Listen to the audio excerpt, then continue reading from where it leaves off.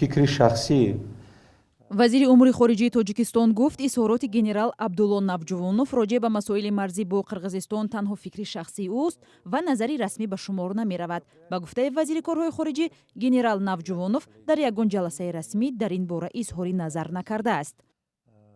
мавқеи расмии мо оиди кулли масъалаҳои сарҳад дар ҷаласаҳои комиссияи муштараки байни ду кишвар, комиссияи байни ҳукуматӣ дар он ҷо қайд мегардад ва барои мавқеи расмии моро изҳор кардан, албатта муовини сарвазири кишвар ки ҳам раис аст, онҳо метавонанд ё ин ки вазорати корҳои хориҷӣ оиди ин ё он масъалаи байни ҳукуматӣ изҳорот карда метавонад.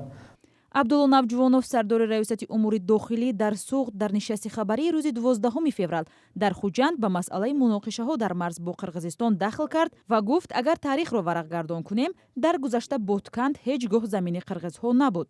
вазири корҳои хориҷии Тоҷикистон гуфт, тасдиқ ё рад шудани изҳороти генерал Навҷувонов дар бораи таърихи замини Ботканд аз сӯи бостоншиносон бояд дақиқ шавад. гарчанде ки ҷониби Қирғизистон даъват кардан, сафири моро ин маъноеро надорад ки ин масъала ягон мушкилоти зиёде месозад байни ду кишвар. ин изҳороти генерали тоҷик вокунишҳои ҷониби Қирғизистонро дар пай дошт.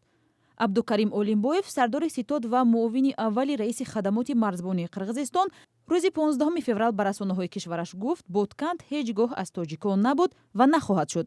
Ботканд аз аввал замини қирғизҳо буд ва аз қадим боз мардуми қирғиз дар он ҷо зиндагӣ мекунанд.